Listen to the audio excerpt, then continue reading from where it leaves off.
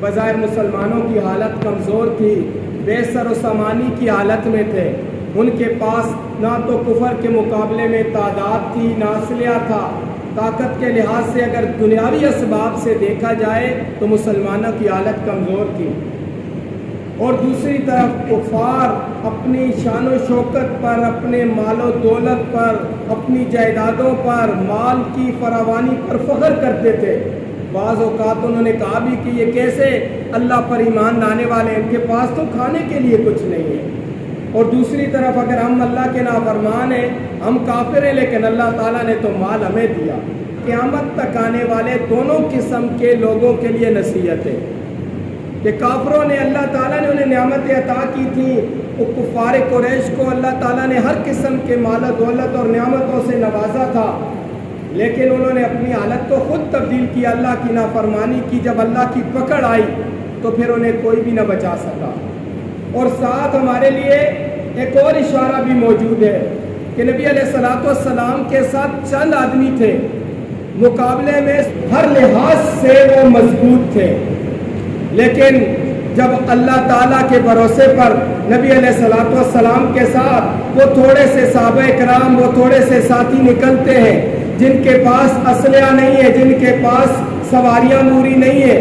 ان وہ بے سر و سامانی کے باوجود جب اللہ کے بھروسے پر نکلتے ہیں، اپنی حالت تبدیل کرنے کی ان کو فکر ہے، اپنی حالت تبدیل کرنے کے وہ خواہش مند تھے، وہ اس حالت میں نہیں رہنا چاہتے تھے، وہ آزادی چاہتے تھے، وہ اللہ کی زمین پر اللہ کے نظام کو قائم کرنا چاہتے تھے تاکہ اللہ کے بندے اللہ کی بندگی میں خوشحالی کے ساتھ، آزادی کے ساتھ اپنی زندگی امن اور سکون کے ساتھ اپنی زندگی بسر کر سکیں۔ تو جب یہ لوگ نکلے تو دنیا کفر نے دیکھا کہ پھر پہلے مکہ کو فتح کیا گیا اور پھر اس کے بعد یہی لشکر اپنی حالت تبدیل کرنے کی خواہش میں، اپنی حالت تبدیل کرنے کی کوشش میں نکلتے گئے اور دنیا کی سپر پاورز کو بھی سرنگوں کر دیا، کیسر اور کسرا جیسی مضبوط طاقتوں کو بھی سرنگوں کیا، اور ان کے مقابلے میں کوئی کھڑا ہونے والا نہیں تھا۔ خدا نے آج تک اس قوم کی حالت نہیں بدلی، نہ ہو جس کو خیال آپ اپنی حالت کے بدلنے کا۔ آج ہم پریشان ہیں، آج ہم کہتے ہیں کہ ہمارے اندر بدامنی بہت زیادہ ہے، ہماری حالت بہت زیادہ خراب ہو چکی ہے، ظالم حکمرانوں نے ہمارے اوپر ظالمانہ ٹیکس لگائے، خود عیاشیاں کر رہے ہیں اور عوام کو انتہائی زیادہ اذیت اور تکالیف پہنچا رہے ہیں،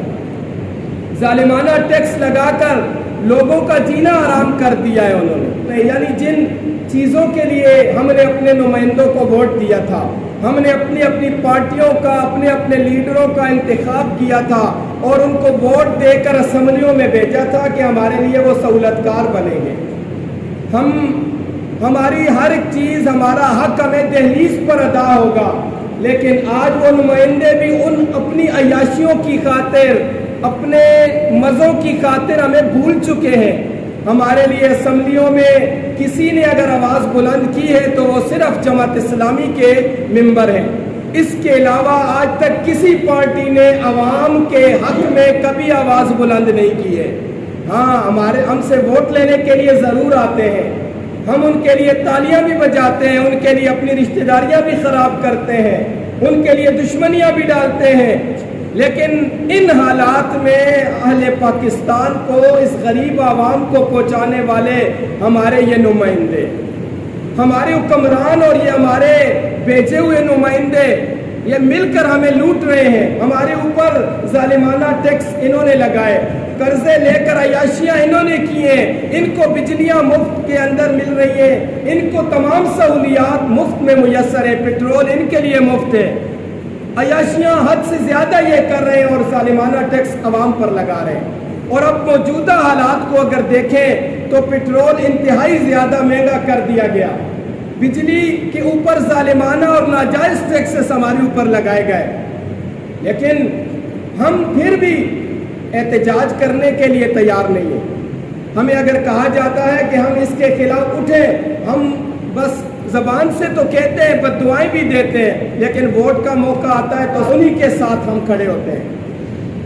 جب ہم اپنی حالت کو خود تبدیل کرنے کے خواہاں نہیں ہیں، جب ہم نہیں چاہتے کہ ہماری حالت تبدیل ہو، ہم زبان سے دعوے کرتے ہیں، تو ہماری حالت کبھی بھی تبدیل نہیں ہوگی۔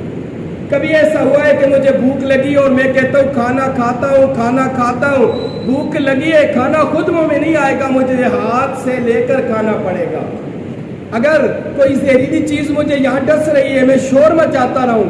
میں کہتا رہوں دیکھو جی مجھے زہریلی چیز ڈس رہی ہے، تو وہ نہیں اڑے گی، اس کی تکلیف ختم نہیں ہوگی، بلکہ مجھے اسے اپنے آپ سے دور کرنا ہے، اپنے جسم سے دور کرنا ہے۔ آج ہمیں اپنی انفرادی زندگیوں کا جائزہ لیں تو ہم انفرادی طور پر بھی انتہائی زیادہ بدتر ہو چکے ہیں۔ جھوٹ ہم بولتے ہیں، لین دین میں دھوکہ بازی ہم کرتے ہیں، غیبت، چوری، زنا جیسی ہر ایک برائی ہمارے اندر موجود ہے۔ ہم انفرادی برائیوں کا بھی شکار ہیں۔ ہمیں چاہیے کہ اپنی بھی اصلاح کریں، ہمیں چاہیے کہ ہم سچ بولیں، ہم زنا، جھوٹ، رشوت، چوری ڈاکے سے، ظلم سے اجتناب کریں، ہم دوسروں کی حق تلفی نہ کریں، ہم حلال کی طرف جائیں، حرام رزق سے اپنے آپ کو بچائیں، ناجائز خواہشات سے اپنے آپ کو بچائیں، اپنی انفرادی زندگی کی بھی اصلاح کریں اور اپنی اجتماعی زندگی کی بھی اصلاح کریں۔ جو نظام اللہ اور اللہ کے رسول علیہ السلام نے بہترین عادلانہ نظام دیا ہے، اس نظام کی حامی اگر ہے موجودہ اس ملک کے تو جماعت اسلامی موجود ہے، اور کرپشن اگر دیکھو تو ساری جماعتوں پر ہے، جماعت اسلامی کرپشن سے پاک ہے۔ غریب کے حق میں اگر کہیں اسمبلیوں میں کہیں آواز اٹھانے والی ہے تو وہ محض جماعت اسلامی ہے۔